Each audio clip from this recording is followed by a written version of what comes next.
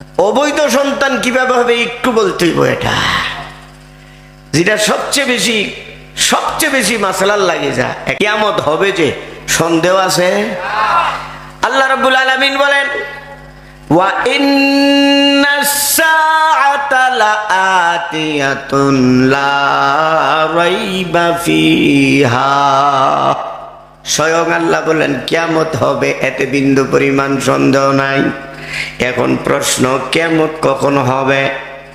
উত্তর, যেদিন গোটা দুনিয়ার বুকে একজন মানুষ মুমিন খুঁজে পাওয়া যাবে না এবং একজন মানুষ বৈধ সন্তান পাওয়া যাবে না। সব জারজ সন্তান হয়ে যাবে এবং সব বেঈমানে পরিণত হবে। বেঈমান হবে বেদাত শিরকে লিপ্ত হওয়ার কারণে, কুফরি আকীদা রাখার কারণে। তো আকীদার দিকে আমি যাচ্ছি না, বেদাতের দিকেও যাচ্ছি না। অবৈধ সন্তান কিভাবে হবে একটু বলতে হইব। এটা যেটা সবচেয়ে বেশি মাসলার লাগে যা 1 তালাক 2 তালাক 3 তালাক। 3 তালাক দিয়া দিলে বউ তালাকে মুগাল্লাজা হয়ে গেছে। মহিলারা যারা আছি আমরা, তোমরা শুনো, এই স্ত্রীর সাথে সংসার করা বৈধ হবে না যতক্ষণ অন্য কোথাও বিবাহের মাধ্যমে তাহলিল যাকে বলা হয়, মানে হিলার বিবাহ যাকে আমাদের সমাজে বলা হয়, এটা কোরআন শরীফে আল্লাহ নিজে বলছেন হাত্তা তানকিহা যাওজান গায়রা। 3 তালাক হয়ে গেলে এই স্ত্রী নিয়ে সংসার করার কোনো সুযোগ নাই। আসমানের নিচে জমিনের উপর কোনো ব্যবস্থা না। অন্য কোথাও বিয়া দিতে হবে, তার সাথে সঙ্গম করতে হবে, মিলামিশা করতে হবে। এরপরে সে তালাক দেবে। তালাক দেওয়ার পরে ইদ্দত চলে যাওয়ার পরে তোমার সাথে নতুন করে বিবাহ বন্ধনে আবদ্ধ হতে হবে। এটা হলো আল্লাহর ডাইরেক্ট কোরআনের ফায়সালা। স্বয়ং নবীজি সাহাবায়ে কেরামের মধ্যে এমনই ফায়সালা করছেন, বলেন না সুবহানাল্লাহ। এখন যে মৌলবী 3 তালাক দিয়া দিছে, 500,000 টাকা পাইয়া মিলাইয়া দেয়া আবার আছে না এমন? এই মৌলবীর ব্যাপারে ফতোয়া স্বামী তার হেরে দৌড় মাথা কামা, মাথা আলকাতরা দিয়া সারা দেশে ঘুরা যায়। ভুল ফতুয়া দান্দাবাজি করার জন্য ফতুয়া দেওয়ার কারণে তার এই শাস্তি। ঠিক স্বামী স্ত্রীকেও এইভাবে শায়েস্তা করার কথা বলা হয়েছে ফতুয়া স্বামীতে। এখন আসেন সে মৌলবী 500, 1000, 2000, 5000 খাইয়া 3 তালাক দেওয়ার পরেও স্বামী স্ত্রীর মধ্যে মিলাই দিছি। মিলাই দিলে কি জায়েজ হয়ে গেছে গা? এখন এই মেয়ের সাথে এই স্ত্রীর সাথে কথাবার্তা বলা হারাম, উঠা বসা করা হারাম, তার রান্না বান্না হারাম, রান্না বান্না খাওয়া হারাম, মিলামিশা করা হারাম। বাচ্চা কাচ্চা যদি হয় রে বন্ধু হবে যার সন্তান। এইভাবে এই যে দেখেন না, এখন ডিভোর্স মাইরা দেখিয়া ডিভোর্স দাও, অসুবিধা নেই। ডিভোর্স আবদা দিছে 2 দিন পরে আখ্যানো কি হয়ে গেছে গা, বিয়া করে লাইছে। আছে না এমন? ডিভোর্স দিয়া লগে বিয়া করে ফেলে, বিয়া হবে না। এই বিবাহের মাধ্যমে যে সন্তানাদি হবে সব হবে জারজ সন্তান।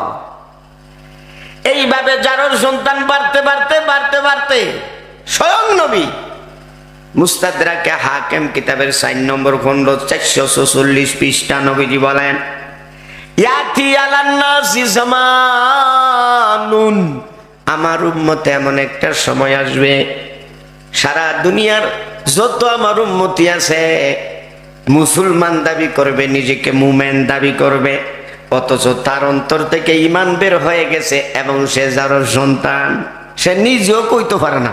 যার সন্তান কি কইতে পারবো? হের মা বাবা কি করছে বলতে পারে না। নবীজি বলেন ইয়াস্তামিউনা ফিল মাসাজিদি, এখন তো বড় হইয়া দাড়ি রাখছে, হজ কইরা আইছে। কেউ হজ কইরা আইলে কি যার সন্তান হালাল হয়ে যাবে গা? এটা তো জন্মের আগের শুরু হয়ে গেছে, মার ফেরা যখন ছিল তখন থেকে। নবীজি বলেন মসজিদ হবে সুন্দর সুন্দর মোজাইক করা, টাইলস ফিট করা, এসি ফিট করা, বড় বড় মসজিদ হবে। মসজিদে গিয়া তারা নামাজ পড়ার জন্য সমবেত হবে। মসজিদে জায়গা হচ্ছে না, 2 তলা 3 তলা মসজিদ সব ভরে যাবে। কেহ নামাজ পড়বে, কেহ কুরআন তেলাওয়াত করবে, কেহ জিকির আজকার করবে। নবীজি বলেন ওয়ালাইসা ফীহিম মুমিনুন, অথচ তাদের মধ্য থেকে সিঙ্গেল একজনকেও মুমিন খুঁজে পাওয়া যাবে না।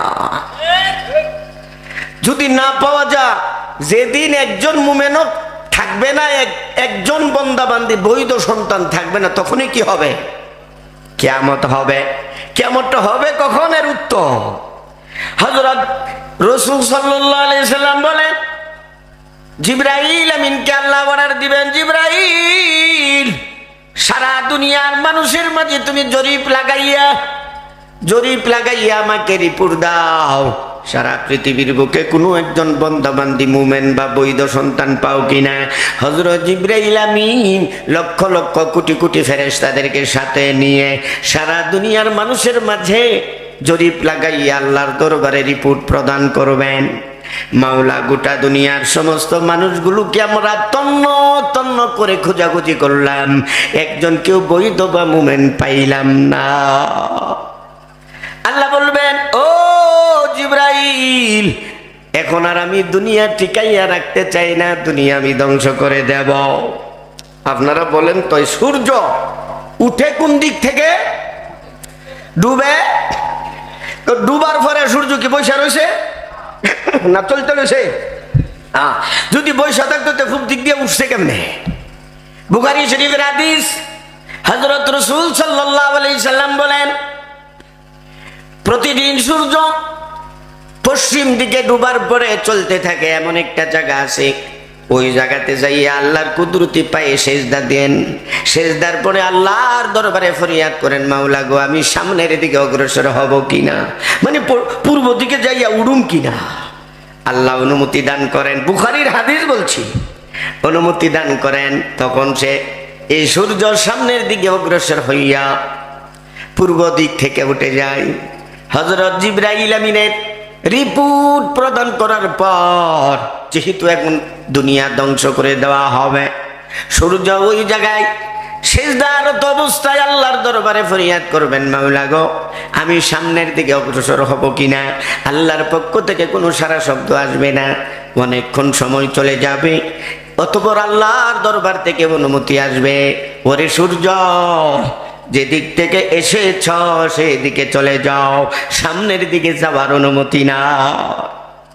এদিকে সূর্য যেই টাইমে উঠার দরকার ছিল, মনে করে 5টা 6টা 2 3 4 5 সূর্য উঠার কথা, 10টা 11টা 12টা 1টা 2টা 3টা, একদিন 2 দিন হয়ে গেছে, সূর্য উঠতেছে না। সারা দুনিয়ার মানুষ হাহাকারের মধ্যে পড়ে যাবে। অতঃপর আল্লাহ রাব্বুল আলামিন, আল্লাহ রাসূল সাল্লাল্লাহু আলাইহি সাল্লাম ইরশাদ করেন, পশ্চিম দিক থেকে সূর্য যখন উদিত হয়ে যাবে, ফাআমানাত মান আলাইহা, আল্লাহ নিজে বলেন, পশ্চিম দিক থেকে সূর্য উঠে যাওয়ার দৃশ্য দেখে সারা পৃথিবীর বুকে যত মানুষ থাকবে, নতুন কইরা তারা আবার কলিমা পড়া মুসলমান হবে। কলিমা তো জানেই না, এরপরে মুসলমান হবে, আল্লাহকে বিশ্বাস করবে। কিন্তু বলেন তো, তখন পড়লে কলিমা কাম হবে? সূর্য উঠে যাওয়ার পরে তওবার দরজা বন্ধ করে দেওয়া হবে। আল্লাহ রাব্বুল আলামিন হযরত ইসরাফিল আলাইহিস সালামকে বলবেন, ইসরাফিল, তুমি তোমার দায়িত্ব পালন করো। ইসরাফিলের দায়িত্ব সিংহাতে ফু দেওয়া। 3 বার সিংহাতে ফু দেবেন। কয়বার?